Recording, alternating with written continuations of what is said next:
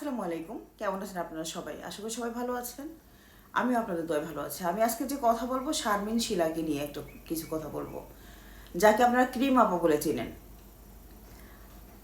ইতিমধ্যে উনি অ্যারেস্ট হয়ে গেছে আশুলিয়া থানাতে। ওনাকে সোপর্দ করা হয়েছে। হয়তো কালকে কোর্টে যাবে, কোর্টে থেকে হয়তো সেখান থেকে জেলখানায় যেতে পারে, হয়তো সেখান থেকে সে জামিনও পেতে পারে, সেটা বলা যাচ্ছে না। আসলে এই বিষয়টা আমার কাছে একটু কেমন যেন সব দিক থেকেই বাড়াবাড়ি। যেমন শারমিন শিলা বাড়াবাড়ি করেছে, ক্রিম আপা যাকে বলি আর কি, সে যেমন বাড়াবাড়ি করেছে তেমন বাড়াবাড়িটা হয়তো অন্য দিক থেকেও হয়ে গেল। যেমন অনেকেই টিকটক করেছে, আমি শুধু দেখেছি, কিন্তু আমি কোনো রিয়াকশান বা এই ব্যাপারে কোনো মুখ খুলিনি। কিন্তু আজকে বাধ্য হলাম, কারণ হচ্ছে কি, রোস্টিং করা আমার মোটেও পছন্দ না। আমি এমন ভিডিও করি না যে ভিডিওটা মানে দৃষ্টিকটু হয়। আমার নিজের যে নাতনিটা, আমার অরেঞ্জ সোনা, ওকে নিয়ে যে আমি ভিডিও করি মাঝে মধ্যে, সেটা আদরের ভিডিও।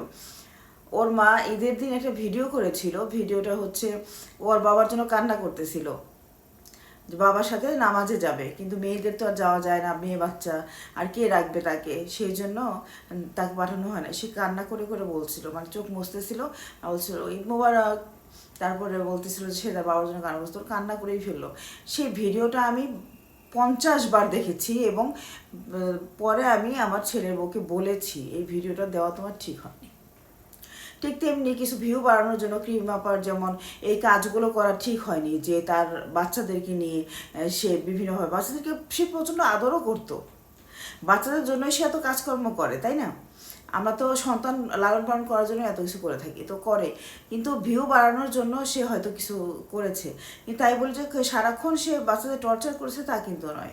হয়তো যেই সময়টা করেছে সেই সময়টা ফানিভাবে সে করেছে, কিন্তু বাচ্চাদের হয়তো একটু বিব্রত লেগেছে, কিন্তু বড় বাচ্চাটার কথা অনুযায়ী তার কোনো রকমের কোনো খারাপ কোনো কিছু লাগেনি। কিন্তু ছোটো বাচ্চারা তো কথা বলতে পারতেছে না। এখন যে সে সে যে ছোট বাচ্চাটাকে তার কাছে রাখতে পারতেছে না, এটা কি মানবাধিকার লঙ্ঘন নয়? আমি বলবো, যার কাছেই থাকুক একটা বাচ্চা, তার মা যত খারাপই হোক, তার মার কাছে সে নিরাপদ আমি মনে করি।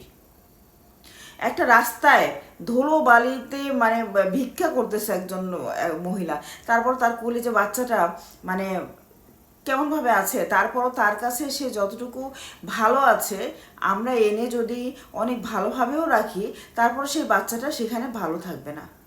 এটাই নয় কি? তবে যা হলো, আমার মনে হলো যে এটা একটু বাড়াবাড়ি হলো। তবে আমি বলবো তাকে যেন লিখিতভাবে তার বনসই নিয়ে হোক আর যেভাবে হোক, এরকম করে হলেও তাকে ছেড়ে দেওয়াটা উচিত আমার মনে হয়। আমার বিবেক লাড়া দিয়েছে, সেই জন্য আমি কথাগুলো বললাম। বাকিটা হচ্ছে আপনারা আপনাদের মতামতটা আমাকে কমেন্টে প্লিজ জানাবেন।